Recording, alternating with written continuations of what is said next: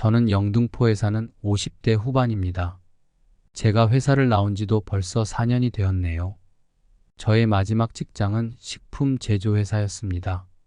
이 제품하면 이 브랜드라는 식으로 그 품목에서만큼은 독보적인 위상을 가지고 있던 회사였지요. 그곳에서 영업본부장까지 하다가 임금 피크제 시기가 되어 회사를 떠나게 되었습니다. 제가 다니던 회사, 브랜드명을 들으면 누구나 알만한 회사지만 내부적으로는 잡음이 참 많았습니다.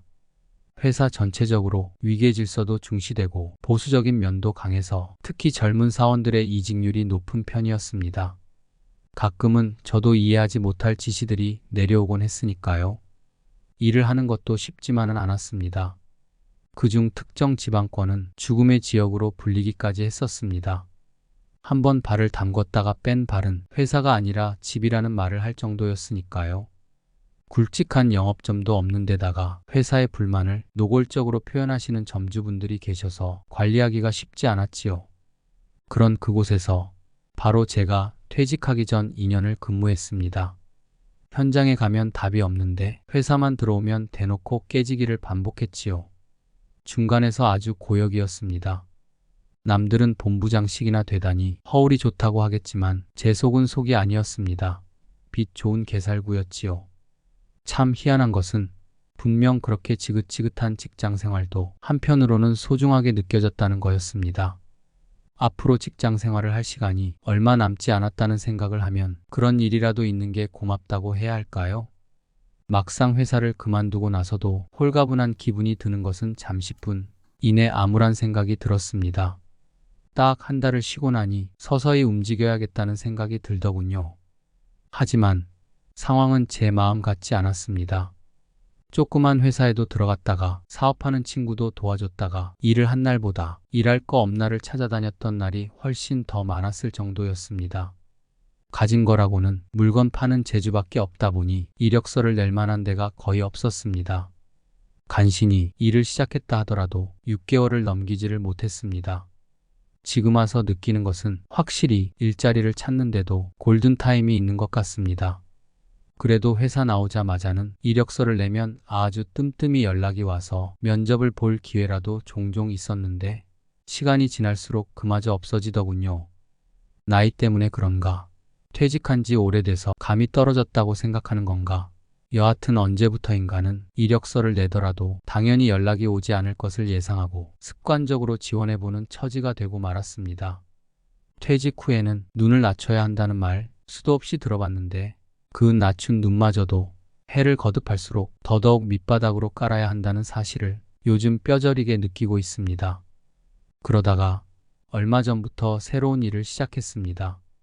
살면서 한 번도 생각해보지 않았던 일, 그 일은 바로 통장입니다. 통장을 하게 된 이유는 솔직히 시간이 남아서입니다. 남들은 경비다 뭐다 잘들 찾아서 한다지만 그것도 말처럼 쉽지 않았습니다. 일단 뽑는 데가 별로 없어요. 연줄이라도 없으면 들어가기가 쉽지 않습니다. 그래서 궁여지책으로 생각한 게 통장이었지요. 제대로 된 일자리를 구할 때까지만이라도 무의도식 하는 것보다는 낫겠다 싶어 일단 도전을 하게 됐습니다. 남들한테는 제가 사람 만나는 것도 좋아하고 평상시 봉사에 대한 관심도 있었기 때문에 통장일을 선택했다고 말을 하는데요. 솔직히 그 마음도 아주 없진 않지만 만약에 제가 다른 일을 하고 있었다면 과연 통장을 했을까라는 생각이 드는 것은 사실입니다. 길 가다가 동네 거리에 붙여진 통장 모집 현수막을 보았는데 저거라도 해야 되겠다 싶었습니다. 다행히 저희 아파트 전체가 한 개의 통으로 묶여 있어서 그나마 수월할 거라고 생각했지요. 저 개인적으로는 예전에 통장이라고 하면 어떤 사람들이 하나 싶기도 하고 아마도 나이 먹고 시간 많은 사람들이 할 것이라 생각했던 적이 있었는데 요즘 제가 그런 통장을 하고 있네요. 일단 통장이 되려면 이력서와 신청서를 내야 합니다. 신청서에는 같은 통 안에 살고 있는 세대주 10명 이상의 날인이 있어야 합니다. 사실 이것 때문에 살짝 고민이 되긴 했습니다. 맨날 왔다 갔다만 했지 동네 사람들이랑 인사를 나눠본 적이 없거든요. 다행스럽게도 이 부분은 아내가 도와주었습니다. 아내가 아파트 엘리베이터 앞에서 딱 지키고 서 있다가 올라가는 사람들한테 한 명 한 명 부탁을 해서 사인을 다 받았습니다. 겨우 서류 제출을 마치니 며칠 뒤에 연락이 왔습니다. 면접을 보러 오라고 말입니다. 날짜가 돼서 주민센터에 가니까 저 말고도 두 분이 더 계시더라고요. 남자분 한 분, 여자분 한 분이었는데요. 나이로 보면 제가 딱 중간인 것 같았습니다. 그런데 참, 그것도 면접이라고 엄청 떨리더군요. 사전에 예상 질문을 살펴보고 갔는데도 왠지 심장이 벌렁거렸습니다. 드디어 시작된 운명의 시간. 3대 3으로 진행된 면접의 면접관은 동장님과 통장님 두 분이었습니다. 돌아가면서 자기소개해 주세요. 면접 공통 질문 중 첫 질문이었는데 상당히 긴장됐습니다. 대답하고 있는 제 목소리가 떨고 있더군요. 다른 면접자들도 마찬가지인 것 같았습니다. 한 분은 몇 년 전까지 자영업을 하셨던 분이시고 또 한 분은 중소기업 다니시다 몇 년 전에 퇴직하신 분이라 하셨는데 떨기는 매 한 가지 같았습니다. 본인이 통장으로 뽑혀야 하는 이유를 설명해 주세요. 그 다음 질문이었습니다. 이건 질문이 여느 회사 못지 않았습니다. 이후로도 여러 가지 질문이 이어졌고 저를 포함해 모두들 열심히 대답을 했습니다. 그 중에서도 저를 당황하게 만든 질문이 있었는데요. 작년에 12통에서 태어난 신생아수가 몇 명이지요? 순간 깜짝 놀랐습니다. 전혀 예상하지 못한 질문이었거든요. 머리가 복잡해졌습니다. 10명? 20명? 30명? 도무지 알 방법이 없었습니다. 한참 머리를 굴리고 있는데 첫 번째 면접자가 대답했습니다. 10명입니다. 대답하는 목소리 톤이 왠지 확신이 없는 느낌이랄까? 그 사람도 저와 마찬가지로 멘붕인 것 같았습니다. 20명입니다. 이번엔 또 다른 사람이 이렇게 대답하더군요. 역시나 그냥 찍은 듯한 느낌이었습니다. 언뜻 면접관 얼굴을 보니 야릇한 표정들을 짓고 있더군요. 다음이 제 차례인데 큰일 났다 싶었습니다. 죄송합니다. 잘 모르겠습니다. 결국 저는 이렇게 대답했습니다. 모르니까 모른다고 할 수밖에요. 대답하고 나서 아차 싶었지만 떨어져도 그만이라고 생각했습니다. 이후 질문은 아예 포기한 상태로 대충 대답한 것 같아요. 한 3, 40분 이어진 면접을 끝내고 나오자마자 지원자 하나가 또 다른 지원자에게 묻더군요. 애를 20명이나 낳았어요.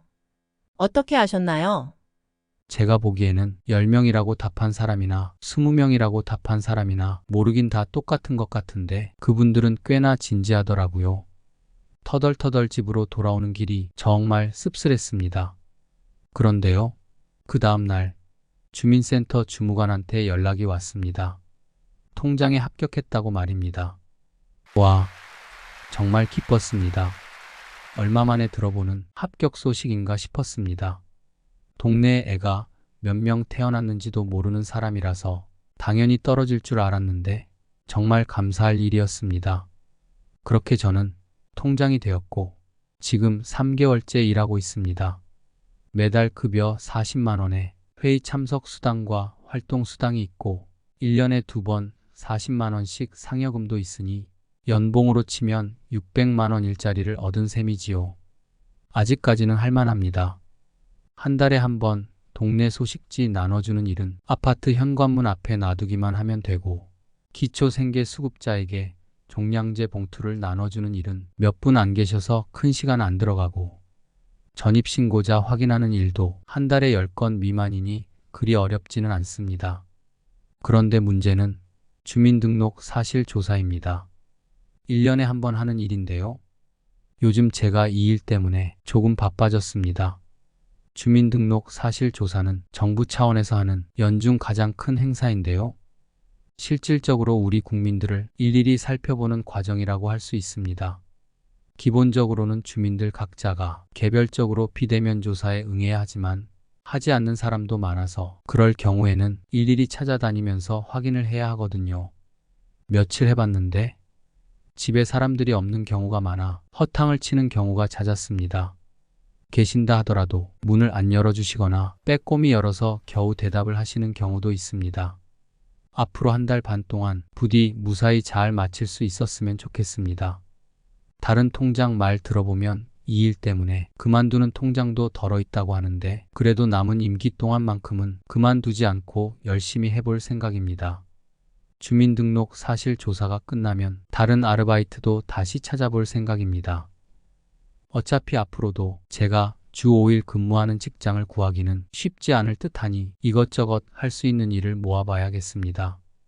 곧 추석입니다. 부디 퇴직자분들의 바라시는 바가 다 이루어지기를 올해 뜨는 달에 빌어드리겠습니다. 모든 분들 건강하시길 바랍니다.